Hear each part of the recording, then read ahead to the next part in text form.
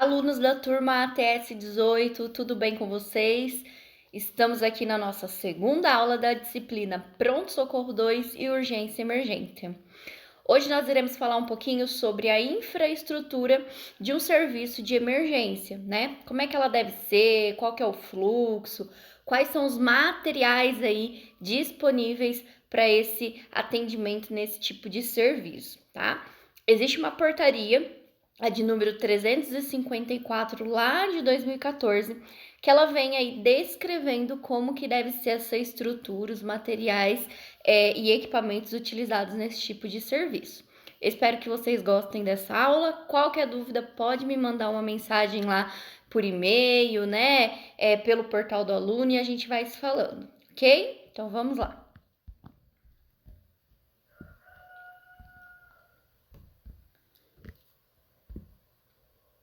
Então, falando um pouquinho aí sobre infraestrutura das unidades aí de emergência. Então, como eu falei para vocês, existem uma portaria aí, né?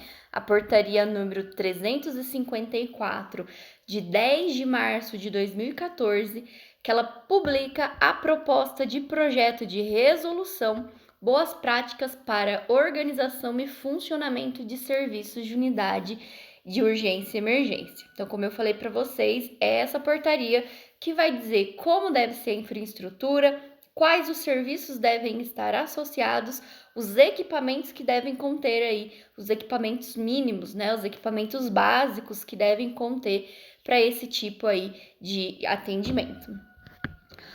O serviço de urgência e emergência deve dispor de infraestrutura física dimensionada de acordo com a demanda, complexidade e o perfil assistencial da unidade, garantindo a segurança e a continuidade da assistência ao paciente. Então, o que isso quer dizer, né? Se a minha urgência e emergência é foco em pediatria, né? Então, a minha estrutura, os meus equipamentos tem que ser foco em pediatria. Se é ginecologia, obstetrícia, né, os equipamentos, a infraestrutura deve ser visada a esse público-alvo.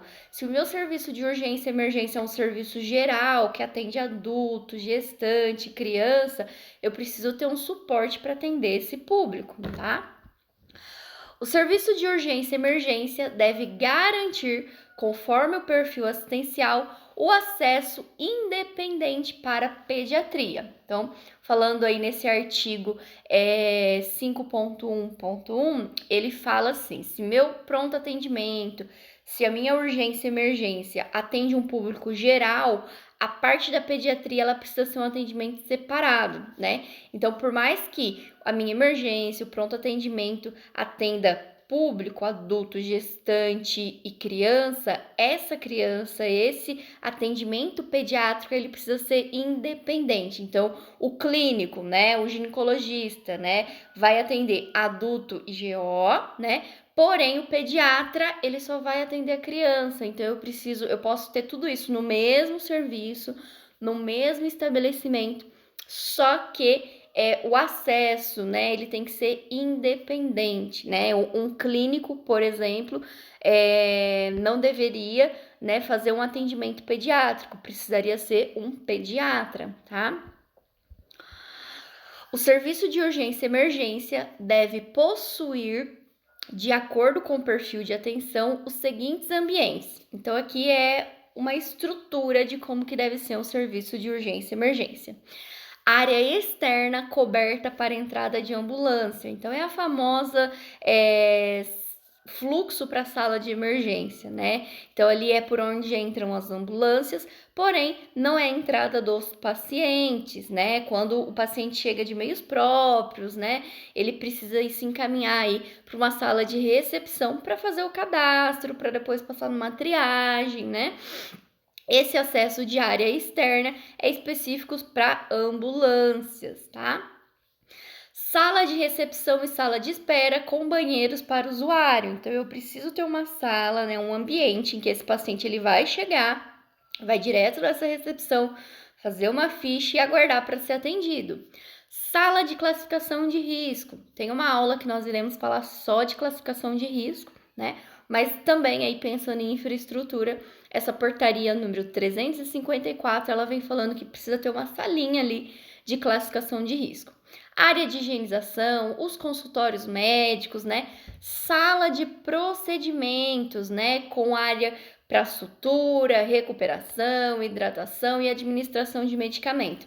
Então, normalmente, esses serviços de pronto atendimento, de urgência e emergência, tem uma salinha que faz pequenos procedimentos. Por exemplo, realização de eletrocardiograma, né? Uma sutura, né? Depois de uma fratura, o médico posiciona o paciente lá e vai fazer uma sutura, né?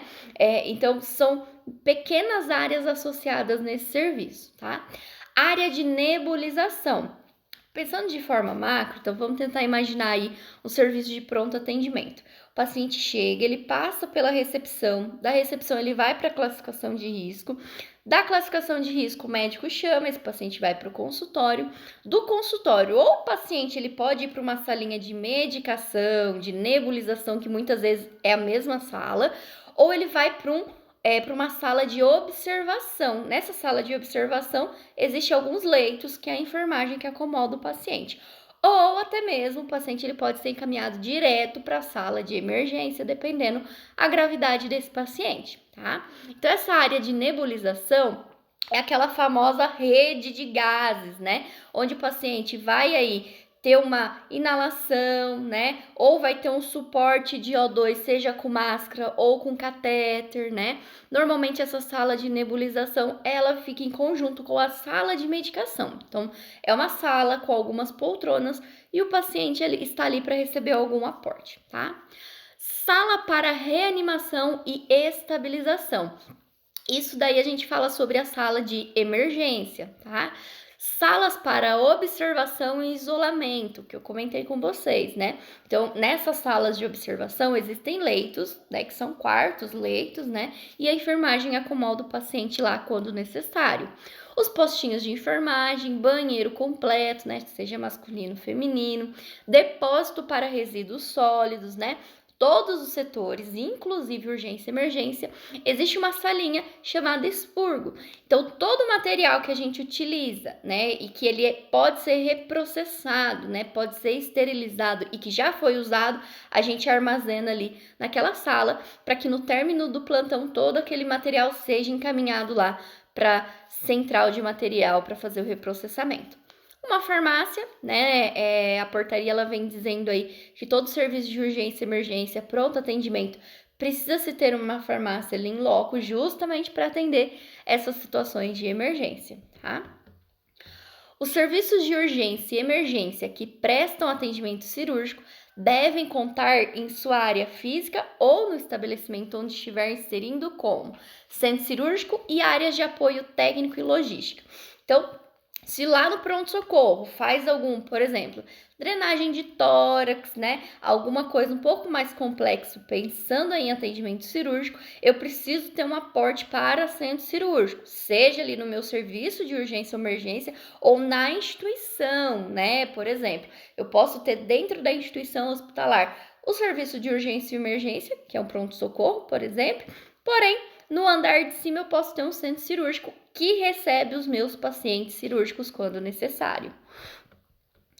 O serviço de urgência e emergência que presta atendimento traumatológico e ortopédico deve contar em sua área física ou no estabelecimento onde está inserido com sala de redução de fraturas e colocação de gesso.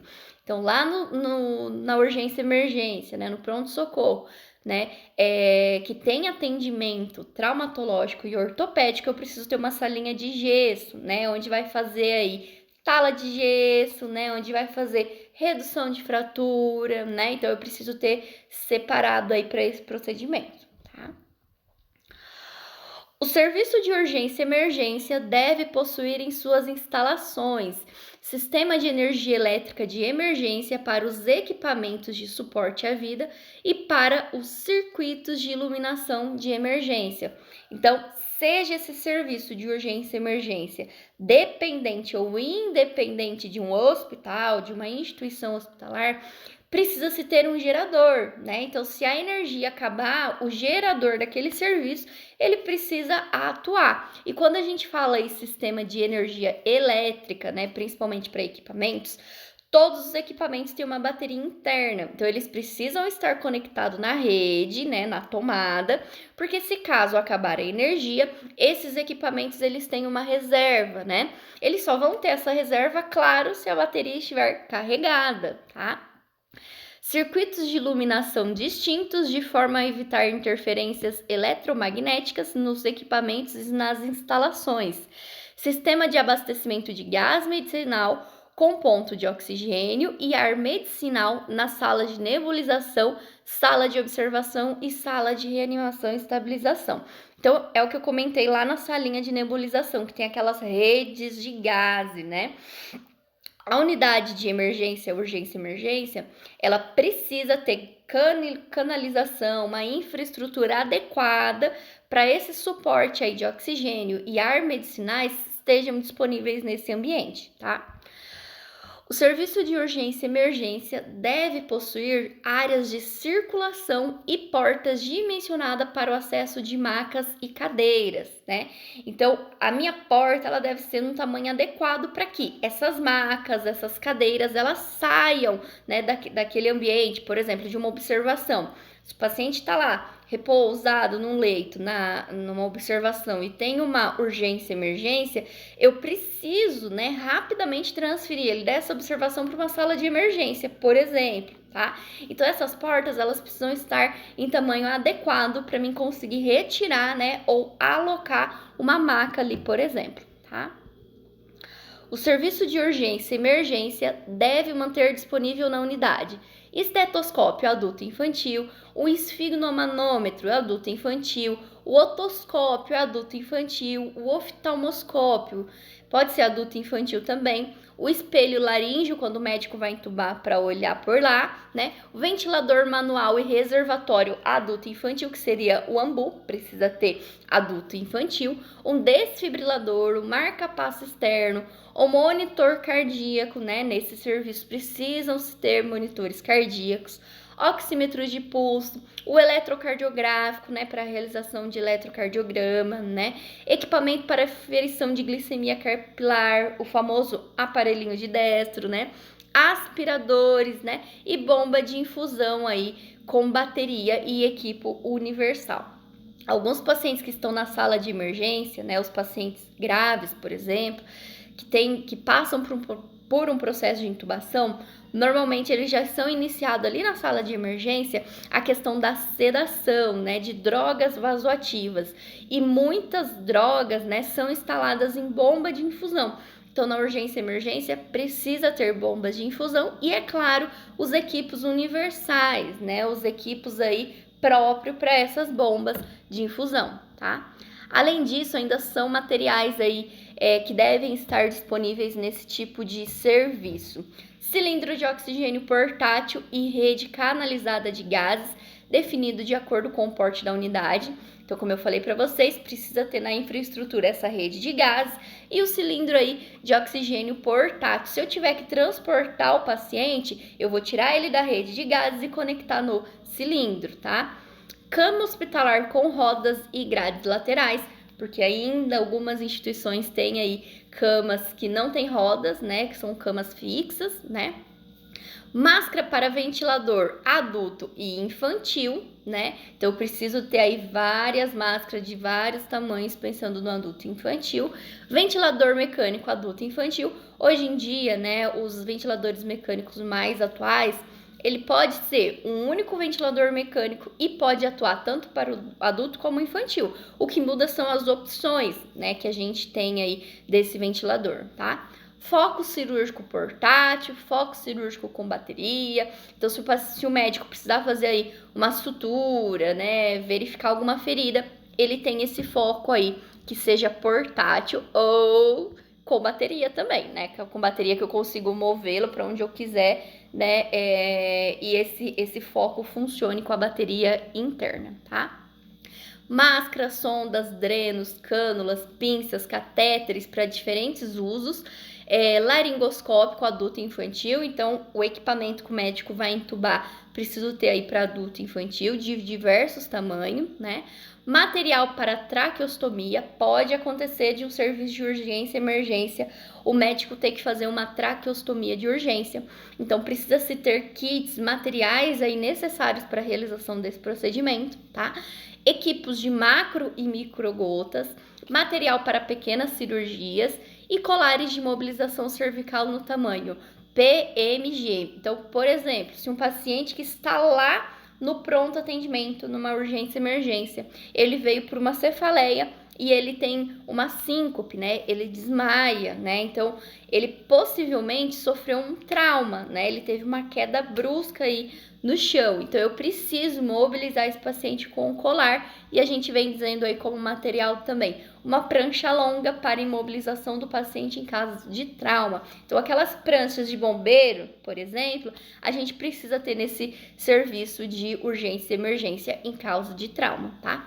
Prancha curta para massagem cardíaca. A gente vai ter uma aula aí sobre suporte básico, suporte avançado de vida, e eu vou falar muito sobre essa prancha. O paciente, quando ele está no leito, precisa estar sob uma prancha rígida, que senão eu vou massagear o paciente, mas na verdade eu estou afundando ele no colchão. Por isso que a gente precisa de uma prancha rígida, tá? Equipamentos necessários para reanimação cardiorrespiratória, que seria um cardioversor, um desfibrilador, tá? Medicamentos para assistência em urgência e emergência, também vai ter uma aula específica que nós vamos falar só de medicamentos. Poltrona removível destinada ao acompanhante. Então, alguns estabelecimentos seguem a lei que pacientes acima de 60 anos, né, menores de idade, com algum distúrbio mental, eles têm aí a possibilidade de ficar com acompanhante. E esse acompanhante vai ficar na onde? No leito, né? Deitado em um leito? Não, deve-se ter aí disponível algumas poltronas que podem ser removíveis para esses acompanhantes, tá bom? Manter instruções escritas de uso e manuseio referente a equipamentos ou instrumentos, as quais devem ser substituídas ou complementares pelos manuseios do fabricante. O que isso quer dizer? Sempre que tem um equipamento novo, um instrumental, né, algo novo na instituição, principalmente quando a gente fala de equipamentos, a equipe deve fazer um treinamento, né, deve passar por um treinamento para saber como que é o manuseio daquele equipamento. Por exemplo, um respirador novo acabou de chegar aqui no meu serviço de urgência e emergência. Eu vou ficar fuçando para saber como é que funciona? Não, eu preciso passar por um treinamento, né? Eu posso ler o manual do fabricante, né? Justamente para saber manusear esse equipamento de forma correta. Assegurar o estado de integridade do equipamento, né? Então, é desde a limpeza, da manutenção, né? Seja preventiva, né? Ou corretiva desses equipamentos, tudo isso entra nesse critério. Registrar a realização das manutenções preventivas e corretivas. Quem faz essas manutenções preventivas e até corretivas é a engenharia clínica daquela instituição, daquele hospital. Manutenções preventivas, eu estou indo lá verificar se o equipamento está funcionando, se ele está calibrado, justamente para evitar que ele dê falha no futuro, tá? Já as manutenções corretivas é quando o equipamento falhou e eu estou indo lá consertar, tá bom? Quem faz isso é a parte da engenharia clínica de um hospital. Os medicamentos, materiais, equipamentos e instrumentos utilizados, nacionais ou importados, regularizados de acordo com a normativa nacional vigente. Então, todos os equipamentos que é usado em ambiente hospitalar, dentro aí dos serviços de urgência e emergência, precisam ser aprovados pela Anvisa, né, para uso, tá? Não é nada de que, eu vou ali na lojinha, eu vou comprar tal coisa para aplicar aqui, né? Mas se não tem aí autorização, né, se não é confirmado, né, autorizado essa venda desse produto pela Anvisa, a gente não consegue utilizar em ambiente hospitalar, tá? O serviço de urgência e emergência deve dispor ou garantir o acesso, no tempo devido, aos seguintes recursos assistenciais, diagnósticos e terapêuticos, específicos para a faixa etária assistida. Então, por exemplo, meu serviço de urgência e emergência, ele precisa ter uma contrarreferência, né? Então, chegou um infarto agudo do miocárdio, né? Forneci os primeiros atendimentos junto com a equipe, mas esse paciente ele não vai ficar internado nesse serviço de urgência e emergência, é um atendimento rápido, é um pronto atendimento, é instabilização do paciente. Então, eu preciso saber, eu quanto instituição, né, quanto equipe, preciso saber para onde vai ser encaminhado esse pós-infarto, esse infarto agudo do miocárdio. É para uma unidade intensiva, né? É para uma UTI, é para uma unidade cardiológica, né? Então, eu preciso ter as minhas contras-referências, né? Então, por exemplo, cirurgia geral, clínica e cirúrgica obstétrica e ginecologia, clínica e cirurgia vascular, clínica e cirurgia neurológica, clínica e cirurgia ortopédica e traumatológica, clínica e cirurgia oftalmológica, clínica e cirurgia urológica, clínica e cirurgia odontológica e bucomaxilar, clínica gastroenterológica, clínica nefrológica, psiquiátrica e para queimados, são alguns exemplos, tá? Aqui outro que eu falei, ó, unidade de terapia intensiva, radiologia intervencionista, nutrição, incluindo nutrição enteral e parenteral, hemoterapia, diálise, né? Outros serviços que tem que estar disponível aí na urgência, para urgência e emergência, né? Eu tenho que ter como aporte aí, como apoio, né? Laboratórios clínicos, né? Radiologia convencional, né? Com aparelhos aí de radiografia móvel, até porque se o paciente não conseguir por conta das situações críticas, né? Está lá na sala de emergência e a equipe está incapaz de movimentar esse paciente devido ao agravamento do quadro, precisa-se ter aí um aparelho aí de radiografia móvel, ou seja, o aparelho vai até o leito lá do paciente. Ultrassonografia, tomografia, ressonância, endoscopia, né? E outros serviços aí, tá? Nessa portaria, ela fala um pouquinho sobre o transporte interhospitalar, né? Como é que funciona a transferência desse paciente, o encaminhamento desse paciente para outras instituições, para outros serviços, tá? Lembrando, essa portaria, eu coloquei alguns artigos importantes, mas vocês podem pesquisar ela aí e lerem na íntegra, tá? Então, eu dei uma boa resumida nesses artigos para expor, para realizar essa aula aí para vocês, tá?